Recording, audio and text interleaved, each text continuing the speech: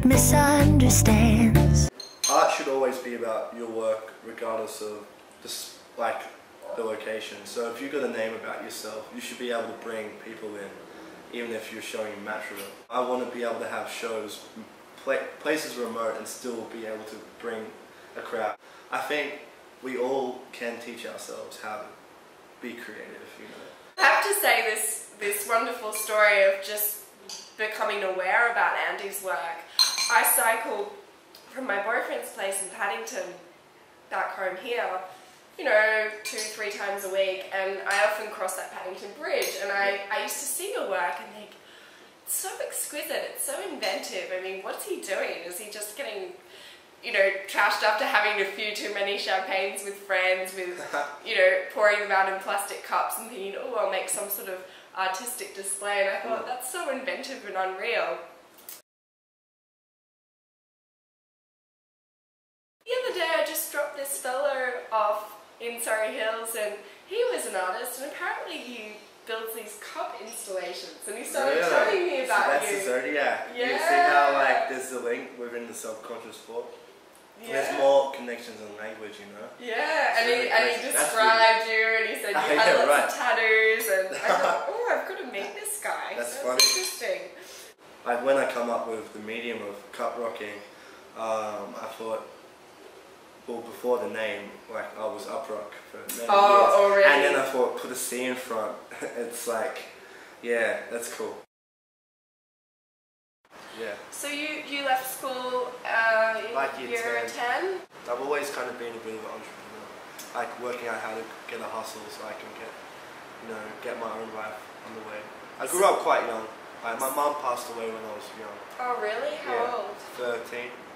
You know, my dad left when we were about 10, so I didn't grow up in housing commission. I grew up all around it. Like, oh, around that environment? Yeah, around that environment. So when your mum died when you were 13, where did you go? My sisters took care of me. I've got an old soul in me. Yeah. Definitely. Yeah. But I learned to kind of take care of myself from a young age. You know, I was working full time after school just to pay for like my school fees and books and stuff. Gosh. My dad kind of respect to him now because he's like made it turn around. He's pretty old, but at the time it was just a destructive childhood. So how did you think up the idea to do this cup rocking? It came from an idea of when I was really young. We used to play a lot of sports on this oval, and you know, we were kids. We had a lot of rubbish and food, and you know, like when you're kids, you eat chip packets. You eat from chip packets, I should say. You eat Pepsi. You drink Pepsi. You've got all this junk. Eat cherries. I'll give you the cherry. Okay. I'll give you the last one. Okay, all right. Oh. So anyway, in this kind of world that we live in, there's a lot of disposable rubbish. That's what I'm getting at. With this disposable rubbish, we're like 6, 7, 8 years old. We used to put it all in the fence, and we were quite imaginative. I was quite imaginative when I was young. So at half time or whatever, I used to just get the chip packets and the Coke cans or whatever and just spell my name, you know? Oh. Yeah, and so... Done at that point?